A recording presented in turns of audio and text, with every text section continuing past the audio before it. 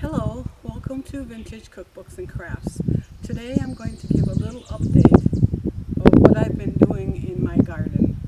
I'm going to come over and take you off the tripod so you can move around.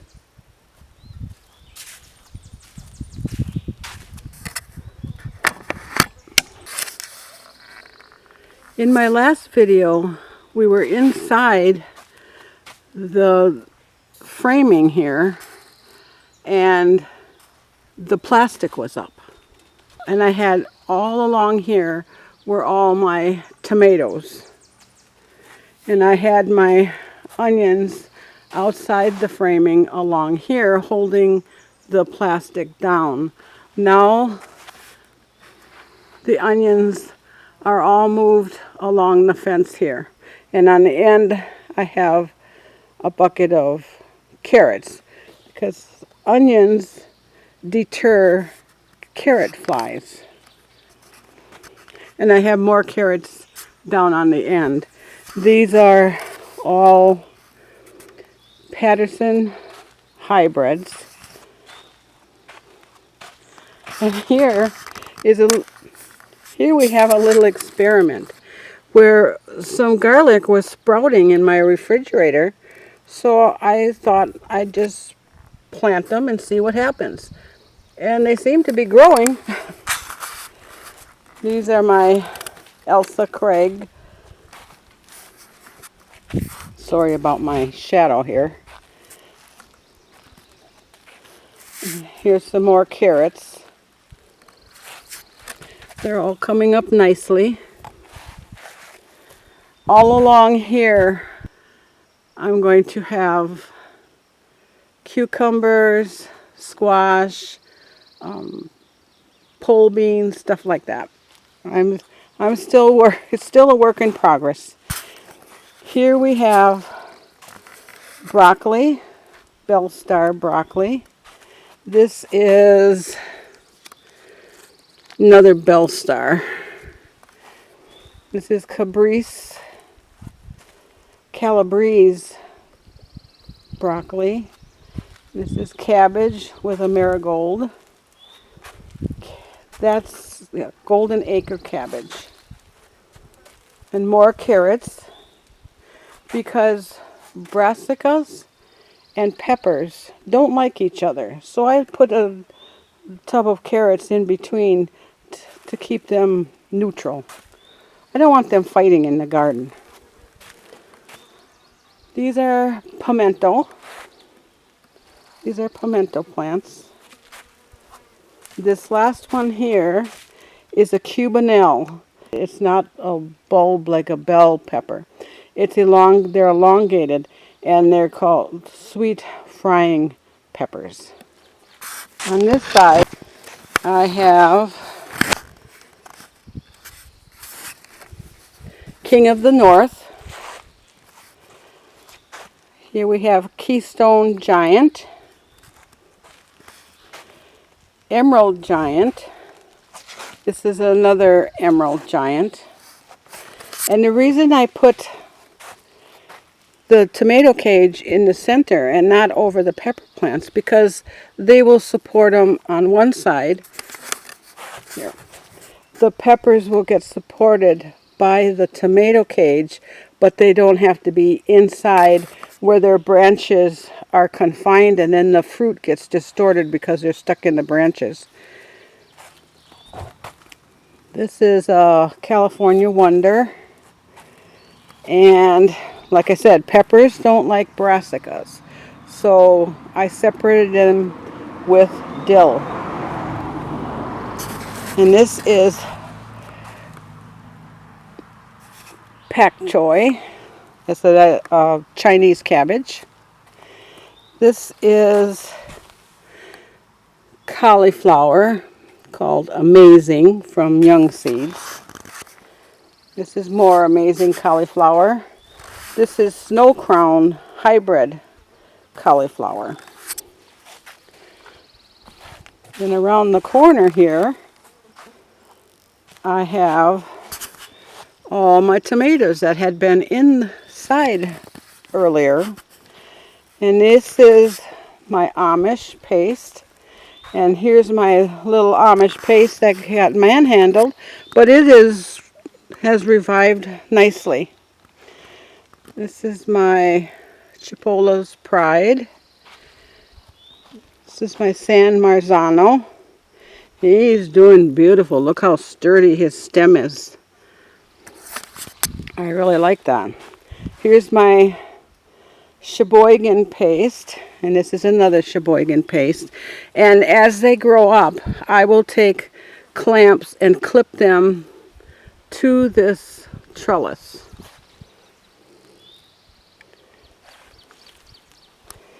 This is Fireworks, and this is a smaller slicing tomato. This is Better Boy, which is a slicing. Beef steak, which I believe gets to be a large slicing tomato. And this is my quarter century that has such a beautiful strong stem on it. I'm excited to see what the fruit will turn out to be. And in the end, I have my sweet basil. And they look a little sickly because my basil did not like the frost we had. We had several bouts of frost. Just last week, we were down in the low 30s. And now today, we're in the 80s. We're supposed to get 89 today. So we have a very wide swing with our temperatures. We go from late winter to summer. Over past the electric fence on the outside, I have things that the deer and rabbit don't want to touch very well. And that's like my chives here. They don't bother my chives outside the fence. I missed getting a picture of the irises that were blooming over here.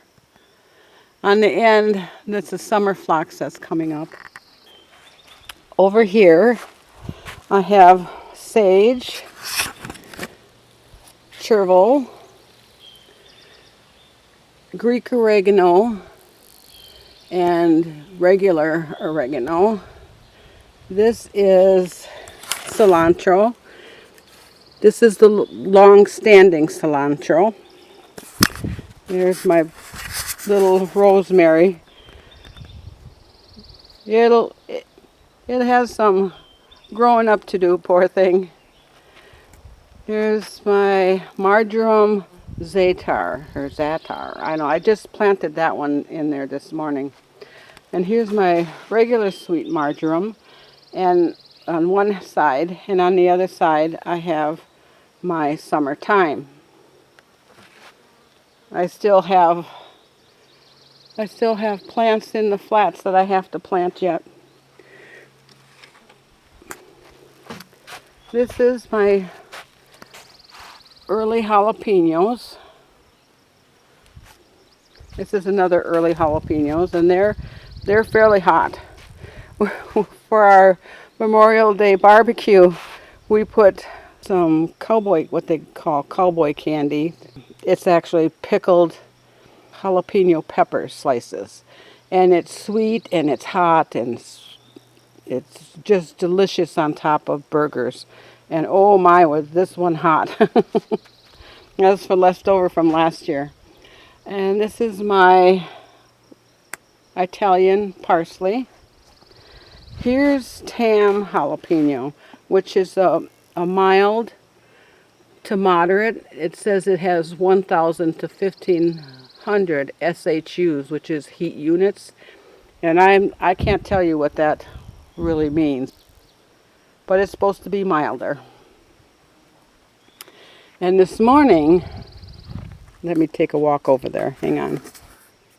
This morning, I was kneeling in this grass and weeding on this end of this long bed, and I still have a whole bunch of weeding on this end, but it'll get done. There's my rhubarb I just planted a couple weeks ago. A friend of my daughter's gave her the plant for me. and then I have to clear out the rest of this bed. But I was kneeling on this end, cleaning out all these weeds and stuff along the edge of these blocks. And I picked up so many ticks. I picked off a couple owls still out here. And then when I went in the house, I found another one on the side of my head crawling on there and on my hand. And then I had my husband check my back, and he found one that was starting to dig in behind my knee and another one on my thigh. So we got out this lovely little item. Let me set it down so I get a better picture of it.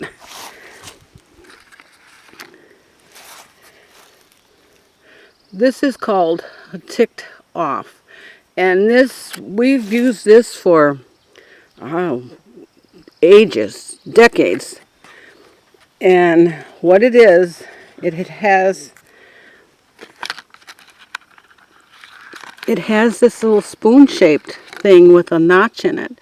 And you get it underneath the tick, up to his head, and then you pull it out, and that way you're not squeezing the tick and getting it to excrete some of their poison into you, and it works wonderful. And you can look for this at a sporting goods or pet stores, and if you can't find it, I'll leave a link down below for Amazon. The best tick remover we've used. This morning I planted these African marigolds and some French marigolds. The ones that are already blooming are the French marigolds, and they'll stay smaller, but the African marigolds will get 2 to 3 feet tall. I also planted some in the back, and I'll show you those as well.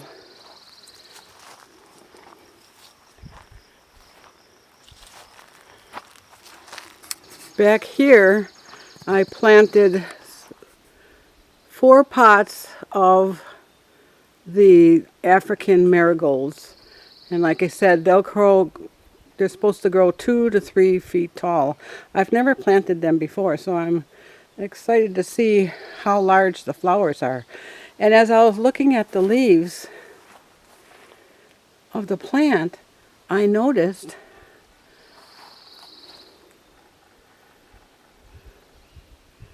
they kind of match the ferns that are on the seat cushion.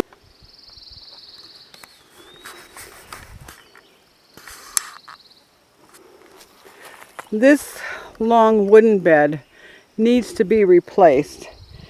And I was going to try to replace it this year, but now I think we're going to put it off till next year because it's going to be quite the project. And I've been pretty busy with my seedlings and planting and stuff. And so next year we are going to redo this. And I might get the corrugated metal kind to put in here. I'm still planning it. So you can see I still need some weeding. I didn't get the irises. Oh, I see one bud of purple iris trying to bloom. I don't know what this is. It just appeared. So if you know, leave a comment down below and let me know what that is. And there's my chives.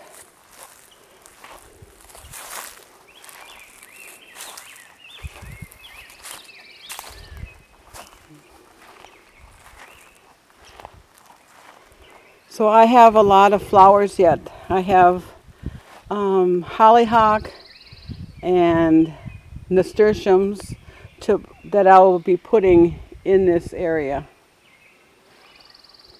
And after I clean out this mess here, now these little oak trees that are coming up everywhere, that's because the squirrels bury the acorns every fall. They're very busy. They're not beavers, busy beavers. They're busy little squirrels.